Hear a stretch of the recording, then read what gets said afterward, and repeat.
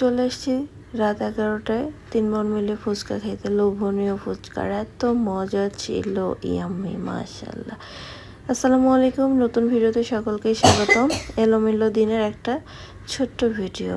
দিনাজপুর সদরে রাত্রেবেলা আমরা বের হয়ে গেছি 3 বোন মিলে কেনাকাটা করতে।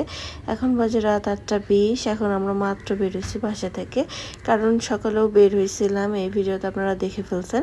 বোরখা নিচ্ছি, সামনে ঈদ, আর মেজো বোন এত দূর থেকে আসছে। অনেকের জন্যই অনেক কিছু আনতে পারেনি, কারণ হচ্ছে ওয়েটের একটা ব্যাপার থেকে সবাই জানেন। তো যাদের জন্য এখনো কিছু আনতে পারেনি তাদের জন্য টুকটাক গিফট কেনা হচ্ছিল। এটা আমি যতক্ষণ ধরছি আপনি দেখছেন না, আমি দুপুরে ভাত না খাই ওইটা সেলাই করলাম। 4টা বাজছে আমার সেলাই করতে।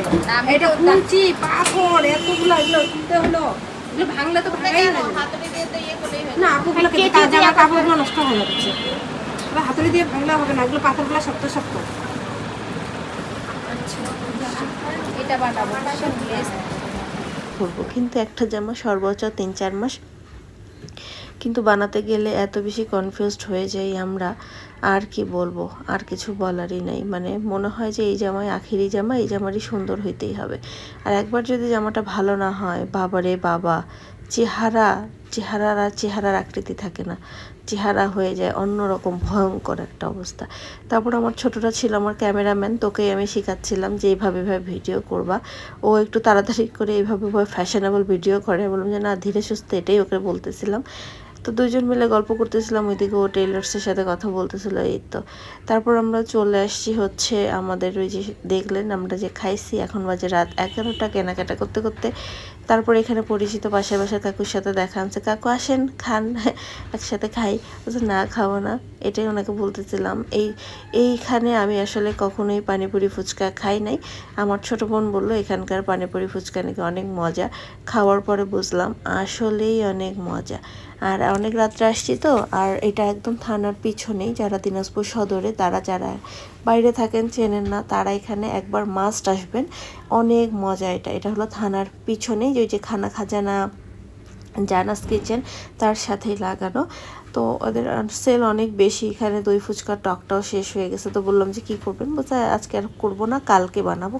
দই ফুচকা খাইতে গেলে কালকে আসবেন। আর পরিবেশটাও বেশ ভালো, ভিতরে গরমের মধ্যে ফ্যান ট্যানও একটা ব্যবস্থা আছে, ফ্রিজ আছে, ঠান্ডা পানি অ্যাভেলেবেল। তো এখানে আমার বোন টাকা গুনতেছিল। এখানে 10 টাকার মধ্যে দেখেন পুংটা বোলাপানের কাজ, দেখেন এটা কি বানাইছে। 10 টাকার নোটটা দেশের সম্পদ এইসব করে। 3 বোন মিলে এত ইয়াম্মি ফুচকা, ঝাল ঝাল মিষ্টি টক, সবের ব্যালেন্সগুলো এত মজার ছিল।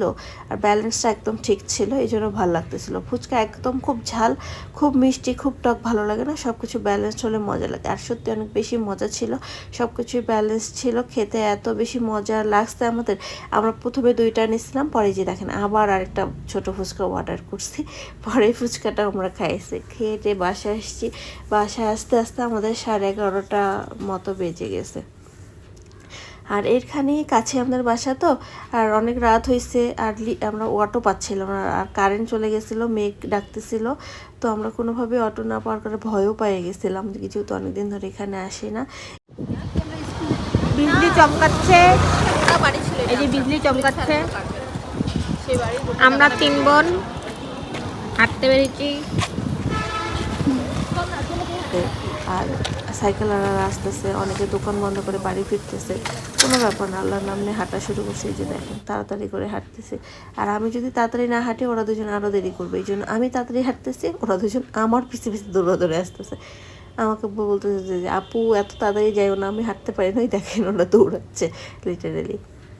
এই যে আমরা দেখতে দেখতে বাসার গলিতে চলে আসছি। বাসার গলিতে আসার পরে ওদের শয়তানি আরও বেড়ে গেছে। দুজন মিলে দুনিয়ার শয়তানি শুরু করছে।